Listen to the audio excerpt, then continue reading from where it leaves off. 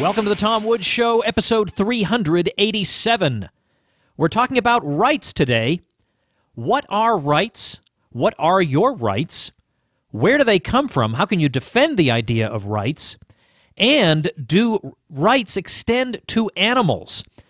We're going to answer these questions and more today. And I'm glad to be joined once again by a frequent guest of this program, Gary Chartier. We have not talked to Gary in a while, so I'm glad to be able to do so today. Before we get to Gary, a couple quick things. Make sure and check out today's show notes page, tomwoods.com/387, because there you'll find links to resources that we're talking about in this episode, and of course, links to Gary Chartier and his work. So tomwoods.com/387 is the clearinghouse for this episode. And also on that page, you'll find a link to that free ebook I've been giving out, and it's called 14 Hard Questions for Libertarians Answered. And it really is a full-length book. Sometimes a free ebook winds up being 10 triple-spaced pages, but this is a full-length book, 14 Hard Questions for Libertarians Answered. It's got contributors I know you'll like, people you've heard on this program, important libertarian thinkers answering these hard questions that you often will find yourself having to answer when your friends and family confront you. So you'll know how to defend yourself if you check out this free ebook at tomwoods.com/387. All right, now on to Gary Chartier. Gary holds a Ph.D. from the University of Cambridge. He's a professor of law and business ethics and associate dean at the business school at La Sierra University in Riverside, California. He's the author of numerous books. In the past, we've talked about his books, The Conscience of an Anarchist, Radicalizing Rawls, and today we will speak a bit once again about his book, Anarchy and Legal Order. Here we go with Gary Chartier. Gary, welcome back. It's great to be here, Tom. It's funny, this is episode 387, and yet we're still talking about something as foundational as rights. It seems like libertarianism is just this source of endless fascination. There's so much you can be talking about, so many different avenues to pursue. And I wanted to talk to you in particular for reasons that may become obvious as we go along. But there are numerous ways in which libertarians or classical liberal thinkers have tried to ground the idea of rights. And I'm curious to know about your own and how it deals with some of the objections to rights. Can you define for us what a right is? I recall some time ago reading a definition that Father James Sadowski, the Jesuit, gave. Yes. He's the only priestly Rothbardian I've ever met in my life. And he said, probably the only one I ever will, for all I know, but he conceived of a right as something you possess when, now this isn't a full definition, but it's a way of thinking about and grounding rights, that it would be wrong of someone to interfere with your exercise of it. So that was his way of saying that if I have a right to use private property or the right to speak or whatever, it would be morally wrong for somebody else to interfere with it. Now, from that point of view, it becomes easy to defend the idea of rights, because all you're really saying is that a right simply imposes a moral obligation on somebody else not to do something to me. And it seems like most people would accept that way of thinking. What's your way of thinking about what rights are? Well, so I think ordinary English usage doesn't always help us much here, right? So we can think about that pop song from a few years ago, "You have no right to ask me how I feel. You have no right to speak to me so kind." And there it just seems as if right turns out to be equivalent to just kind of broadly sort of moral entitlement. But I think when in legal and political philosophy we talk about rights, we're interested perhaps a little more narrowly in claims that can reasonably be upheld using force, right? So there are all kinds of things that I might do in relation to you that we might both agree would be wrong, that it might still not be appropriate for you to respond to using force, right? So let's say, for instance, that I tell vicious lies about your childhood behavior to our mutual friends, it certainly is the case that I've done something morally objectionable that's in fact clearly wrong for me to do. I've wronged them, and I've wronged you, and perhaps even on some views I've wronged myself. And yet, in that case, we might say that force isn't an appropriate remedy there. You don't have the right to to imprison me or to fine me for doing that. At least I think on ordinary, both modern and classical liberal and certainly libertarian views. So I want to limit rights talk for this purpose, even if not for all purposes. But when we're talking about legal and political philosophy, I want to limit rights talk to those claims that can reasonably be enforced. And I suggest that those claims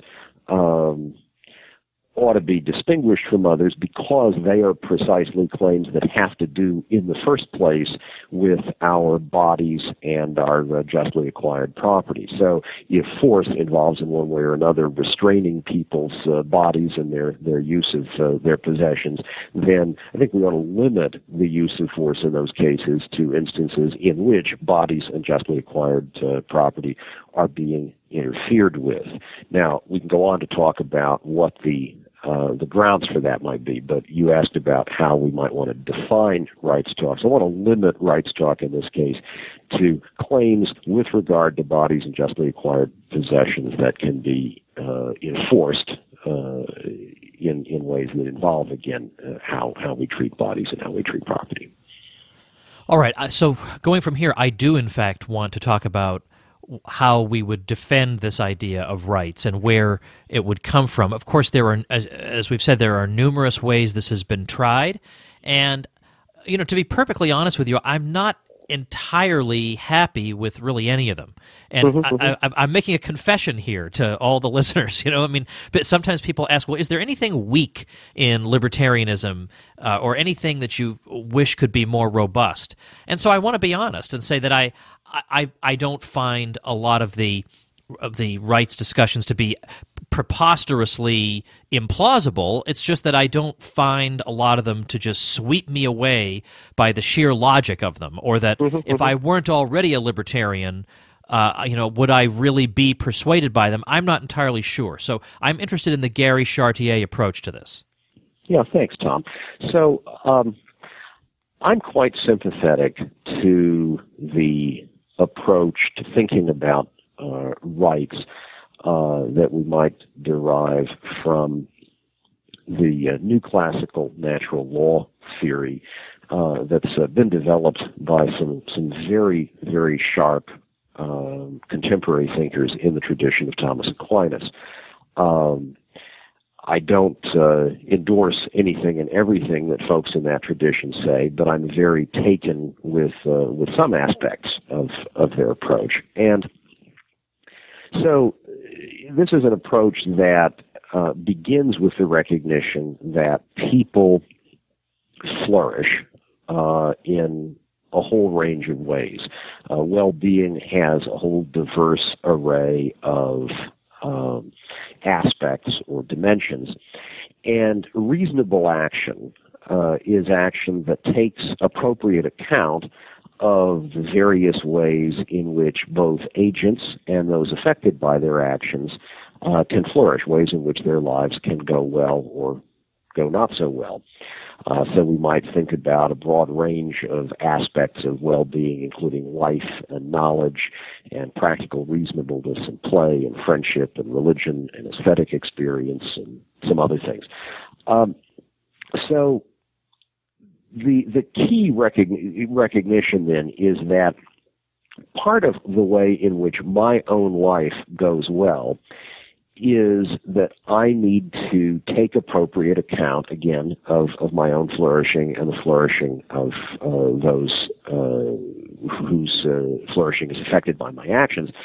And when I choose reasonably in relation to my own flourishing or theirs, that is itself part of my own flourishing. There are several ways in which I can choose reasonably or not. So a couple of obvious examples. If we think that the various ways of a life's going well are, as I think they are, incommensurable and non-fungible. And those are kind of boringly technical terms, but the idea is that life isn't something that matters only because it contributes to play, and religious experience isn't something that matters only because it contributes to aesthetic experience, and it's not the same thing as friendship. All these different aspects of well-being aren't reducible to each other and don't simply serve each other. They're equally fundamental. They matter in a way that doesn't allow them to be collapsed into each other, treated as equivalent to each other, or therefore placed on a common scale. And so if they can't be placed on a common scale, then it makes no sense to damage or attack or undermine one in the interests of one or more of the others, any particular instinct, any instance of one of the others. So the idea then would be one aspect of reasonable choice with respect to one's own flourishing and the flourishing of others is that if all of these aspects of flourishing are genuinely valuable, then it makes no sense to attack them. And if they're equally fundamental, then it makes no sense to subordinate one to any of the others. And so this yields one principle of reasonable action, which is, don't attack an aspect of someone else's well-being, either purposefully, don't make attacking it the object of your action, or instrumentally, don't attack it as a means to something else. Now, we recognize that our actions may in one way or another affect others' well-being in ways that we might anticipate, but that won't be intentional. And in those cases, it may sometimes still be reasonable to act, and that's the way they would take account of cases like self-defense cases. But in any case, so don't attack or harm another's well-being purposefully or instrumentally. And then there are multiple other criteria of reasonable action, aspects of reasonable action, including don't arbitrarily prefer one instance of well-being or another, or a person who's affected by one's action. Don't prefer one arbitrarily to another, and this is kind of their way of stating the basic point that we find certainly in Scripture and in a variety of cultural traditions in the Golden Rule. From these kinds of basic principles, I think it is possible to develop an account of rights. With regard, for instance, to people's bodies, it's possible to see purposeful attacks on others' bodies or instrumental attacks on others' bodies as consistently and always wrong. And from the Golden Rule, it's possible to develop a robust account of property rights as giving people access to those aspects of well-being that contribute in various ways to their flourishing and the flourishing of their communities. So we can talk in considerable detail about what that might look like. But my own approach to rights then builds on this basic sense of the importance of flourishing and the way in which acting reasonably with respect to one's own flourishing and the flourishing of others is itself a way in which one's life can go well. There are a couple of standard objections to this type of account. Let me raise one that's not so standard. Sure. I'm not aware of anybody in the new natural law tradition who would describe himself as an anarchist, but yet Right. You do. So where do they, in your view, go wrong, or how do they go wrong? What conclusions are they reaching that you think maybe on the basis of their own principles they ought not to reach? Yeah, so in my book, Anarchy and Legal Order, that we've talked about before, I try to develop a defense of libertarian and anarchist views, drawing on the resources provided by the new classical natural law theory. And listeners who are passionately interested in this sort of thing can consult chapters 2 and 3 of that book for more information than perhaps they might ever have wanted.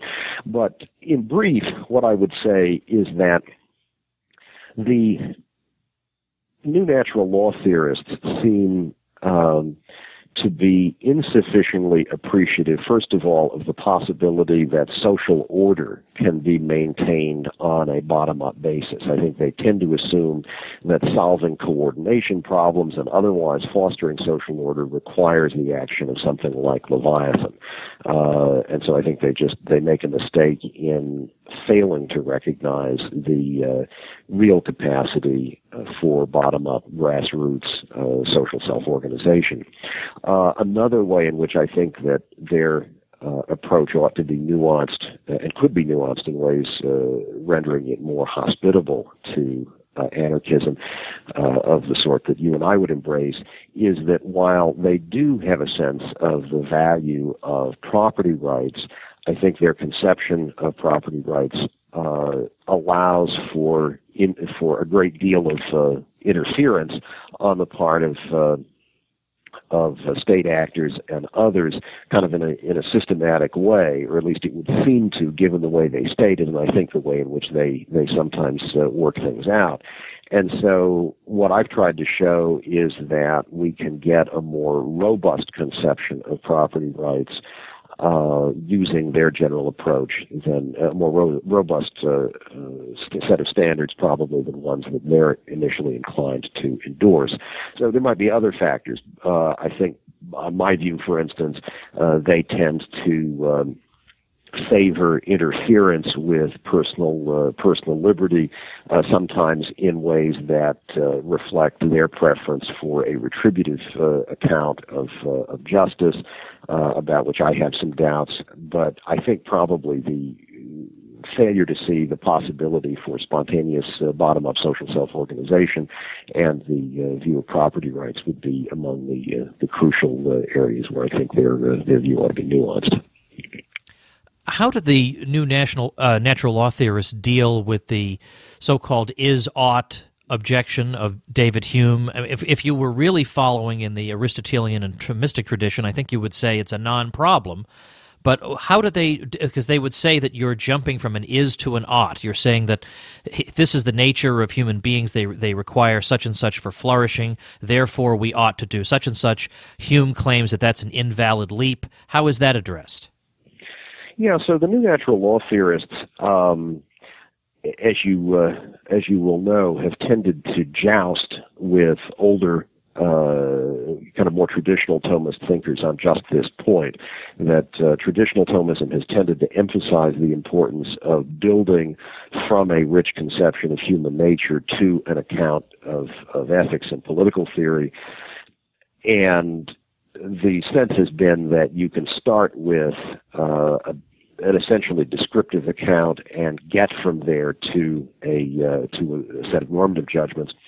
The new natural law theorists have tended to kind of try to bypass that discussion by saying that when I appreciate the value of life or knowledge or friendship or play, as a basic aspect of well-being. That is, of course, itself a normative judgment. It's a judgment about what's good. It's a judgment about what's worth pursuing. It's a judgment about what I have reason to do.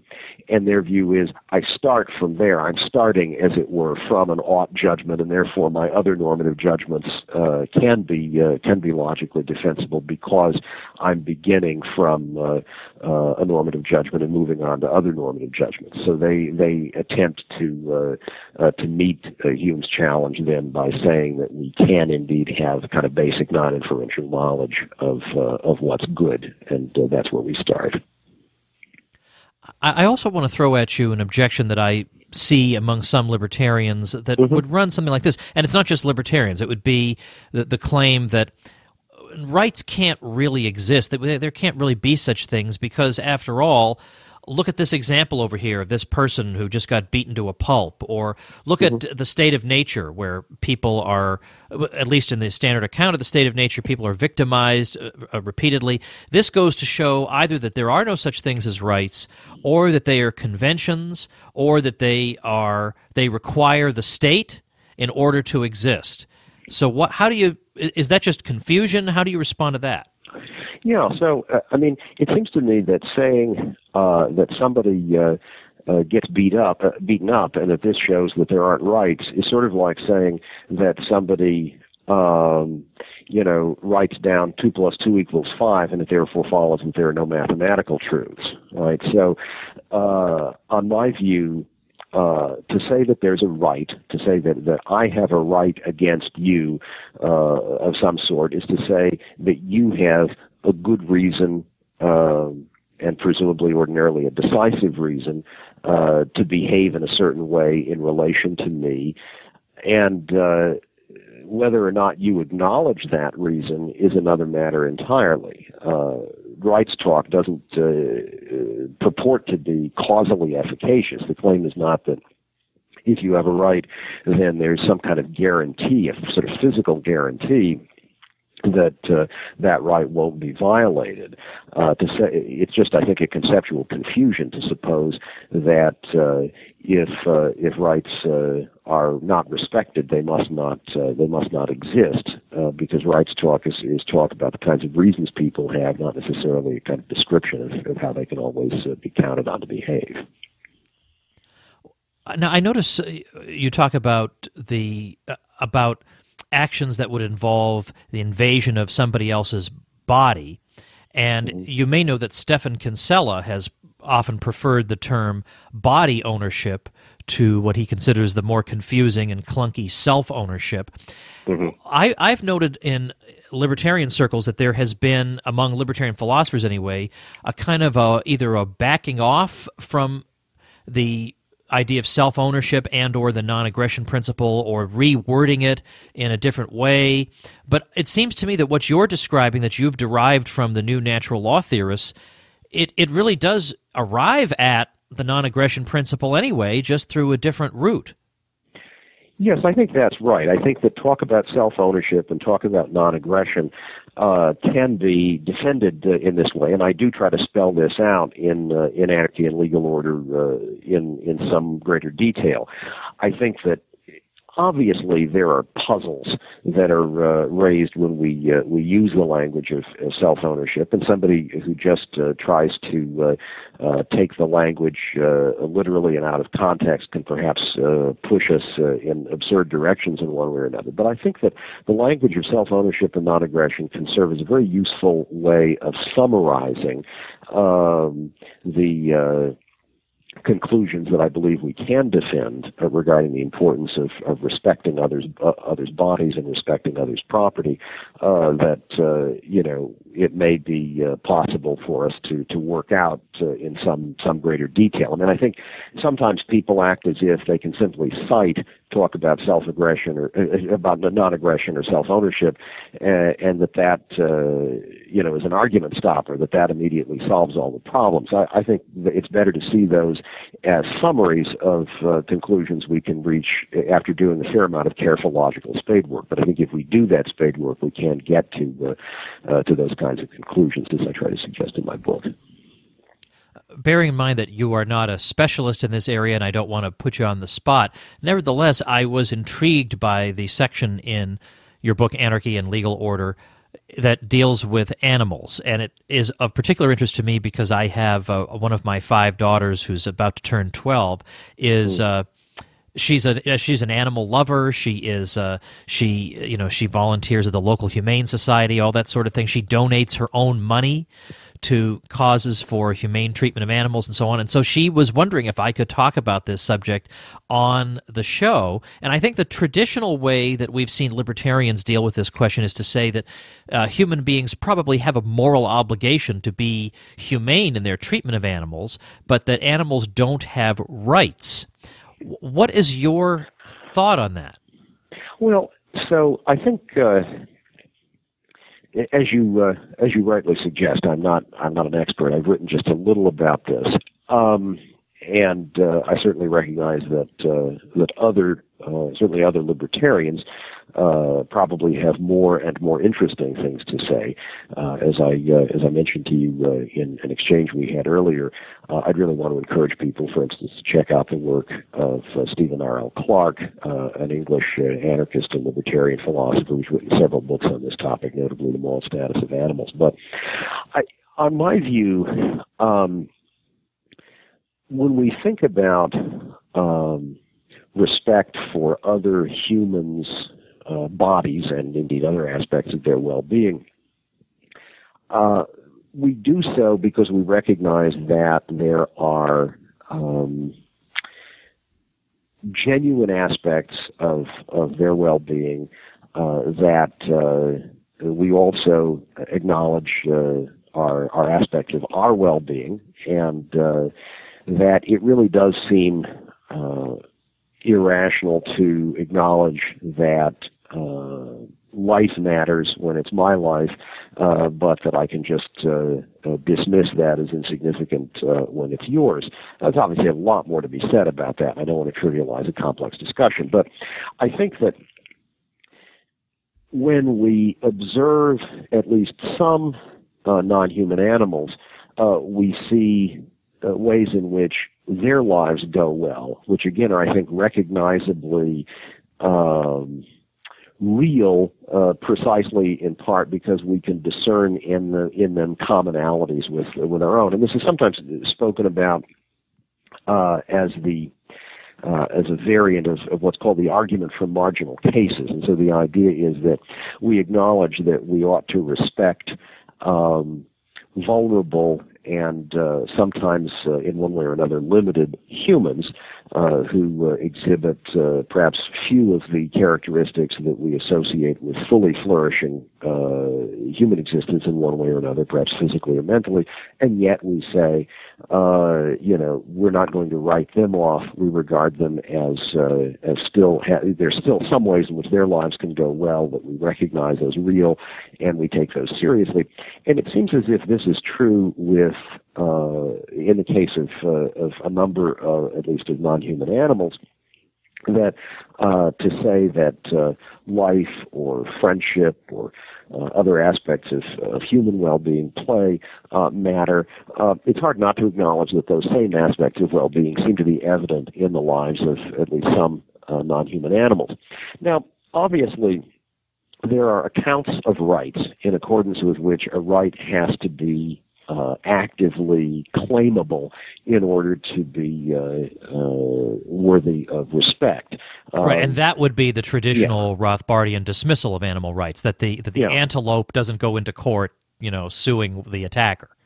Right, and that's and I certainly understand that concern with a right as a kind of safeguard for autonomy in that way that to be taken seriously has to be asserted by an autonomous agent. I guess I would want to at least ask whether we couldn't think about the case of some non-human animals, though, again, in a way that's analogous to the way we think about the cases of some vulnerable humans who aren't able to assert their rights. And there's actually a kind of Rothbardian model that I draw on in my discussion of this in the book, which has to do with the ability to, in one way or another, homestead unasserted claims, or to act in one way or another as an agent for somebody who isn't in a position to assert his or her own claims directly. I guess I can imagine at least a legal model in which some claims on the part of at least some non-human animals might be vindicated, even though absolutely the antelope can't go into court and vindicate a claim. But perhaps if I'm interested in maiming, if I go out and maim the antelope, perhaps there's something that you, as in one way or another, an agent acting on behalf of the antelope might be able to vindicate. I don't think we need the state for that, but I think we can imagine agents taking the role of defenders there in the legal system. A lot more to be worked out there, but I can at least float that idea. And I think the way it would likely work would be, given that in a purely free society, you would have a whole variety of neighborhoods and communities that would have their own rules for all kinds of behavior. Of course. Don't right. paint your house pink and stuff like that, and people would voluntarily consent to those, and presumably it would also be, and by the way, please don't mutilate animals. I mean, I think people would sort themselves out in a way like that. But on the other hand, it's possible to imagine people who sort themselves in a way that all the the sadists in the world get together, and they do want to just engage in just pure cruelty, just unvarnished cruelty. And there's a part of me that feels like I just, I'm not a bleeding heart, but I have a heart, and I don't think I can conceive of animals as being just a species of land. They're just like natural resources. They're just homesteadable, and once you have them, you can treat them the way you would treat any object you might have. I can't quite accept that. Yeah, I think the notion for anybody who's actually engaged in a meaningful way with a non-human animal, and I'm not just thinking, of course, about the domestic pets we often come to know well, but even I think more alien, more wild creatures. I think it's hard for somebody to have that kind of engagement and still think of that creature as just kind of raw material. And again, it's complicated because there is, to use that familiar language, the kind of great chain of being, and there's a huge difference between the amoeba and the whale. And I don't know exactly how to draw or where to draw some of the relevant lines there, and I haven't really tried to do that. But when I think, for instance, about the fact that an elephant, say, can pass the mirror test, can recognize itself in the mirror as as a self, and that's something that we verified, I guess about 10 years ago. Some work of Frans de Waal highlighted that. It seems to me that it becomes really difficult to just say, therefore, this is a homesteadable piece of stuff. What you do with that, I don't want to be dogmatic about it all, but I think the sadist is doing something wrong, but it seems to me it's very hard for me not to see the sadist in the case, certainly of a creature like the elephant, as engaging. It's hard for me not to see the sadist in that kind of case as engaging in a rights violation too.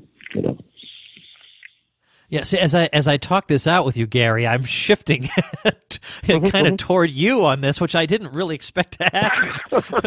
but it's just as I give it more thought. Now I'm opening myself up to all kinds of assaults by people for my lack of purity. But it makes me a more interesting person, maybe, right? It's fun being interesting. You're thoroughly interesting, Tom. It's a great thing about talking with you. I appreciate that, Gary. Well, I think we'll wrap it up here. I'm going to link people over to or direct people to the show notes page for today. Believe it or not, we are on episode 387, so the page is tomwoods.com/387. We will link to Anarchy and Legal Order, the book we've been discussing more or less. We'll also link to Gary's previous appearances on the show, which have all been fun. We'll link to Gary's social media. I mean, we're going to link to more stuff than Gary wants us to link to at tomwoods.com/387. Gary, thanks again for being here. Great to be here, Tom. And that is today's episode. Remember, tomwoods.com/387 has a bunch of resources for you, including a free ebook, 14 Hard Questions for Libertarians Answered. So do please check that out. Make sure and subscribe to the show while you're at tomwoods.com. You can subscribe on iTunes or Stitcher and get these programs delivered to you automatically every weekday. Thanks for listening, everybody. We'll see you tomorrow. The Tom Woods Show.